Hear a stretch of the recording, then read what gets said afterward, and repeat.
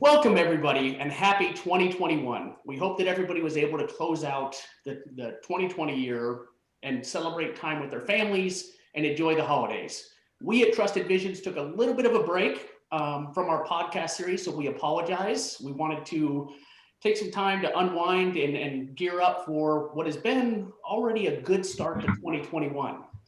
So, as a team, we decided about a week or so ago, rather than doing just one off podcast topics and covering a question, we begin doing a series. And it's typically a 4 to 6 month series or 4 to 6 week series.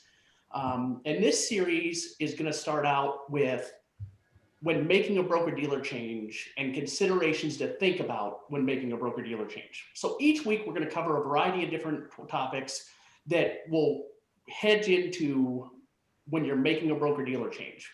So with me is David Perez and Deb Greer, who's part of the Trusted Visions team. We are very grateful and thankful to have them. It's been a little while since we got together. So I want to kick it off with this week's question of, and I think it fits really well into this topic to begin the series of, when do you know it's even time to begin exploring your broker dealer options? And there could be a variety of different reasons that you want to explore your broker dealer options. But I wanted to start with you, David. You've been doing this for a long, long time. And in your opinion, from the consultative side, when is the right time for an advisor or a group to start exploring their broker dealer options? Well, in our world, they always say never. Nobody ever wants to make a broker dealer change. It's one of the things that you just don't ever want to do, and that's just being upfront. But I'm also jesting. When you look at evaluating it, what I always tell people, the best place to start and what you have to start doing today, it can be very simple, is basically create your current broker dealer's report card. And it could be simply getting a yellow sticky pad or do an outline. Think about when you were in elementary school back in the day, when everything was handwritten and people looked at your core competencies when it came to your report card. Outline those. And it could be as simple as ownership is one of the options, technology as a core competency, ease of doing business with your current broker dealer, service, etc. And then also outline, and it doesn't have to be a long list, but just outline the top programs and services that you utilize in your practice on a day-to-day basis. And it can be simply as that. Just outline those bullet points and then give your broker dealer a report card. Basically grade them. Are they currently at an A status? Are they at a C, or are they unknown? There's some missing assignments. You're not sure exactly where they stack up, but it gives you availability to kind of see where you're at today, give you a snapshot of where you're at. So anytime you're considering, okay, there's been a challenge, there's been some kind of a change, it gives you the availability to pull that little report card out, whether it's a sticky note on your pegboard or whiteboard, and redo that. And I always tell people, have that report card ready, and you want to at least look at that report card either once or twice a year. Do it on an annual basis or a semi-annual basis and find out what has changed. Has technology changed? Has ownership changed? One of the biggest topics this year, and really the last 2, 3, 4, 5 years, is ownership. So when you start taking a look at that, you got to basically take a look at the ownership and find out, is this a positive or a negative? Because there are some, I would say, warning signs in a lot of cases. When you see an ownership change happen with your broker dealer, how does that stack up? Where did you come from? Where did you go? Has there been an increase of fees, loss of programs and services that you currently utilizing in your business? And a big one is, have been any departures when you're looking at leadership? Because usually after an announcement, it's usually the weeks or months after that, you start seeing a lot of, leadership in that broker dealer, either making a change, making decisions, or moving on. That kind of gives you a clear-cut sign you should be at least evaluating your broker dealer, currently what's happening in the environment, and being aware that, and in a lot of instances, you need to have that plan B. Everybody talks about the negatives. We always talk about, the things that are going to impact your business, things like that. But there's also a lot of positives. There's been a lot of broker dealer consolidation in our business. And sometimes that's a huge benefit to our advisors. because now they get a greater scale and they get some more financial stability that they didn't have with one of the mom and pop shops that were out there. It gives you the availability to be stronger, and it gives you a lot more stability when it comes to you, your clients, and your firm. So that would be that I always tell everybody, take a look at it, evaluate it today, because whether you want to make a change today or not, simply pulling out and start creating that report card of sorts to evaluate where you're currently at. That way, in case there is a change or you feel like there's a change, you can go and evaluate that at least on a semi-annual or annual basis, and they'll give you a good start. Perfect. I love your analogy of the report card. We won't talk about my report card growing up by any means, but I guess a follow-up question for that, David, is with that report card, how does an advisor or an OSJ or a group know, okay, based on this report card, I need to start exploring my options? What would you say is that, deciding factor as they're grading down those lines, whether yes, it's time to explore, or no, it's not?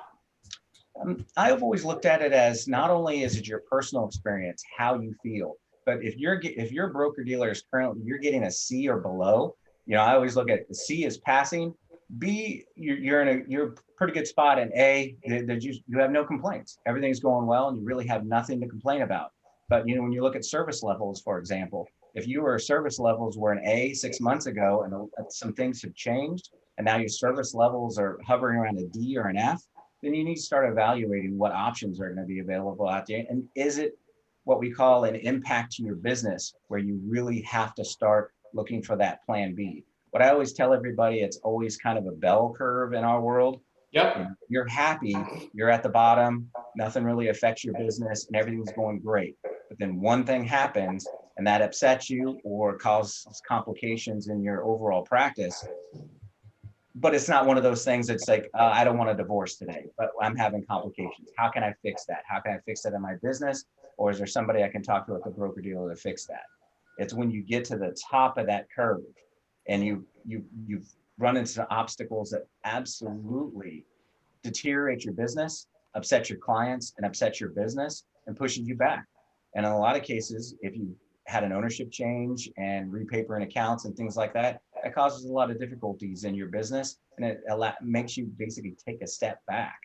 And what we see in a lot of cases is a lot of the times the compliance side of it. They were very good on the compliance side, and then all of a sudden they've ratcheted Not leaving you guys on a particular segment of your business.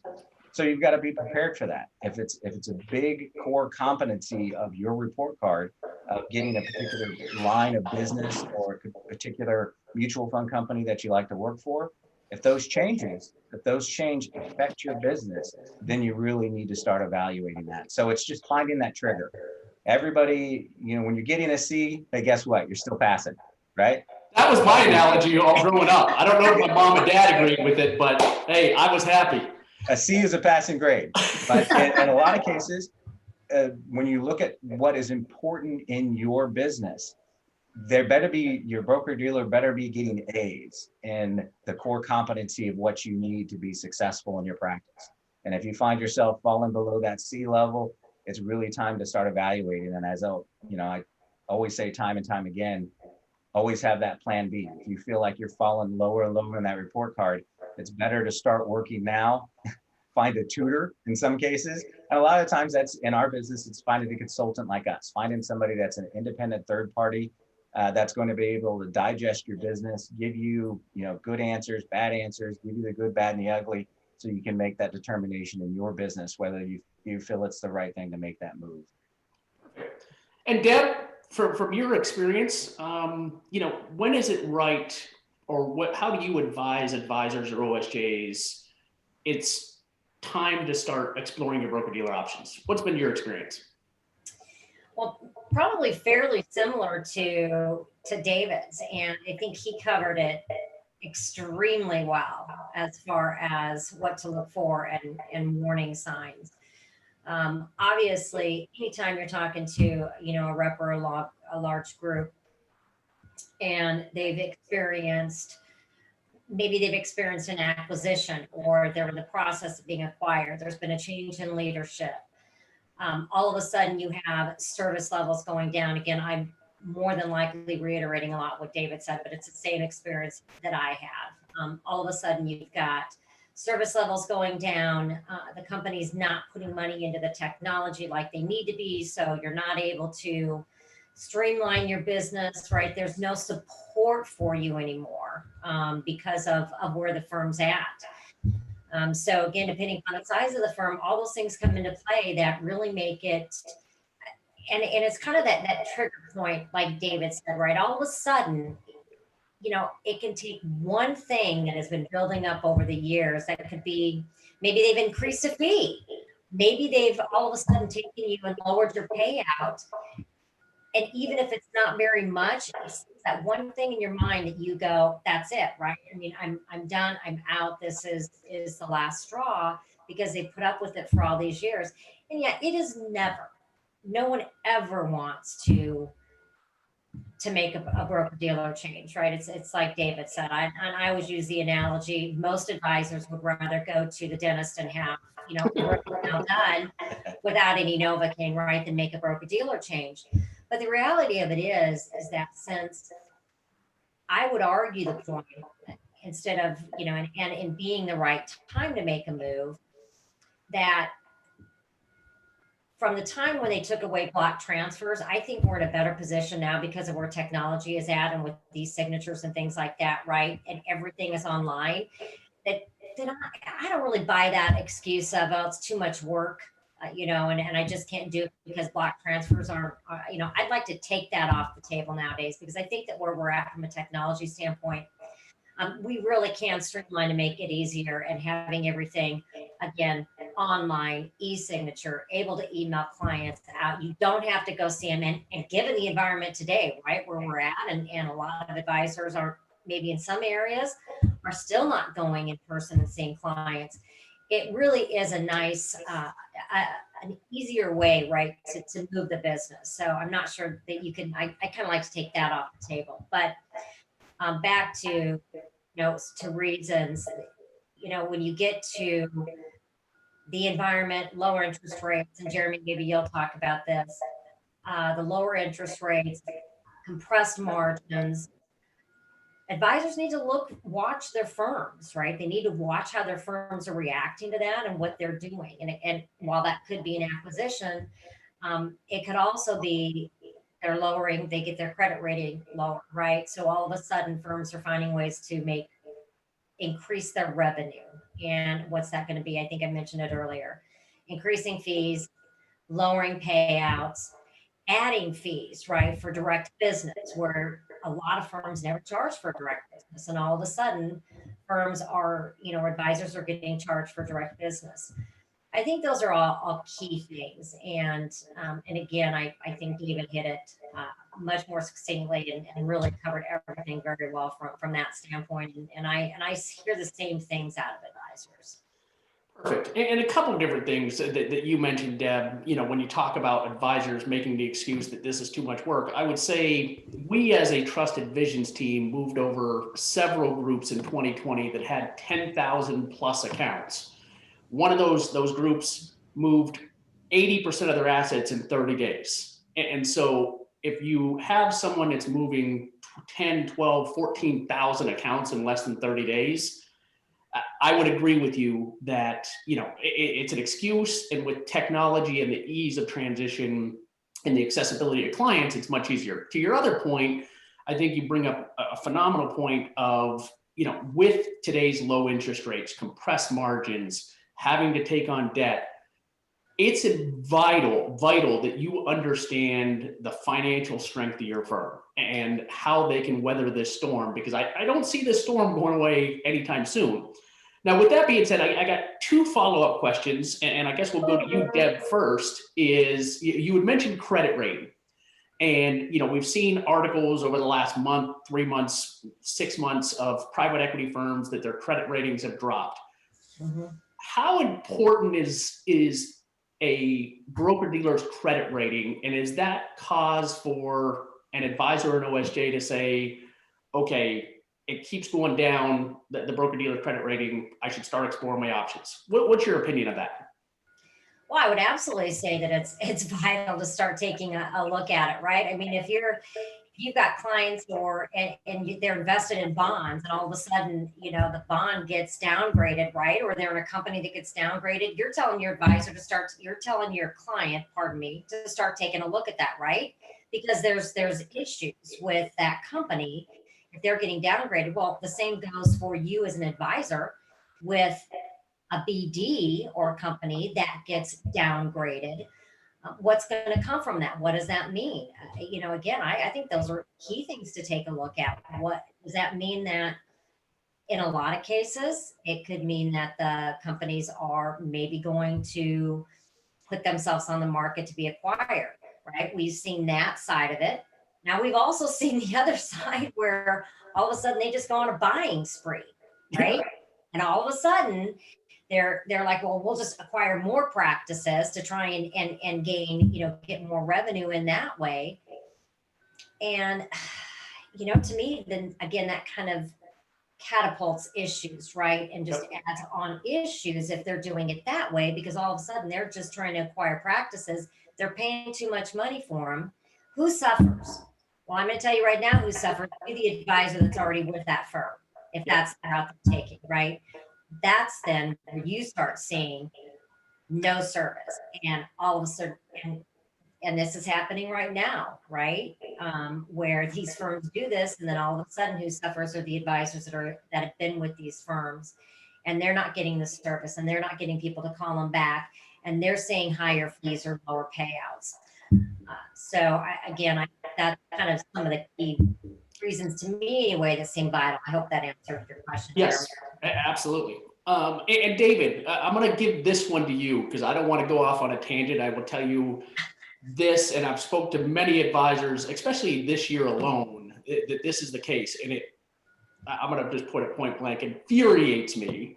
But is it time for an advisor or group to start exploring a broker-dealer option when they see their payouts going down or their fees going up, but yet their firm is out offering 2, 3, 4 times more transition money than the industry standard? What's your opinion of that? Because I've had several, conversations about that, and I go off on a tangent, so I'd rather hand that one off to you. Well, I can understand your passion when it comes down to it, because we always, I always put these analogies out there. It's like you feel like an advisor, you're robbing Peter to pay Paul. Yep. And so in a lot of situations, you as an advisor that's been dedicated to your firm for a number of years, you've got tenure there, you've shown loyalty over the years, and now all of a sudden they come in and they're offering some guy that's changed broker dealers, 5, 6, 7 times in the last 10 years, and they're offering them a package that's just astonishing when it comes to it. It's the same old adage when even I think AT&T has finally stepped up. When you look outside of our industry, and they've got commercials running now that, hey, we're going to start offering these types of incentives and things to our current clients. Guess what? You've been our client forever. You've been with us. We want to show you some loyalty. So it's kind of changing a little bit in our world, but it's exactly that. When you start hearing and seeing these advisors coming into your firm and getting these just incredible TA packages, even though we all know it's supposed to be relatively confidential. Everybody knows what people are paying out there. Yep. And because it's one of those things we always talk about, if you're either looking for a check or chasing the check, people are knowing what people are paying for. So if they're overpaying, who's paying for that?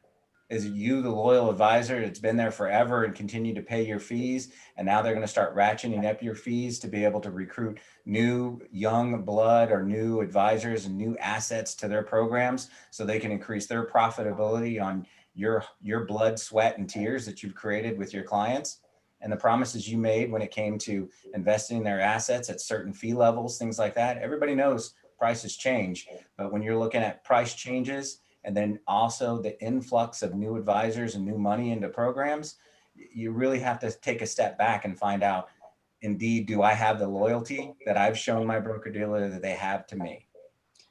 Agreed. And as a follow-up to that question, and the conversations I have is, when it comes to that, I mean, we understand that broker dealers have to grow to remain, relevant in this industry. So I have no problem when these broker dealers are offering typical transition packages. And that's typically anywhere between 15 and 30%, give or take, a few percentage points. But when you see your payouts going down by 10, 15, 20%, your pricing going up by 10, 20%, and you're offering 5, 6, 7 times more transition money than everybody out there in the industry, to me, and this is strictly my opinion, that is a tremendous warning sign of, you need to start exploring your options and having a plan B in place, because leadership is leadership that, doesn't know what they're doing, or B, they are gearing up for a sell. So with that being said, David, Deb, thank you so much for taking part in this. I hope everybody enjoyed this topic. We will be back next week for the next topic, or the next question within the topic of making a broker dealer change and considerations to think about. Thank you, everybody. Hope you have a great week and a great start to 2021.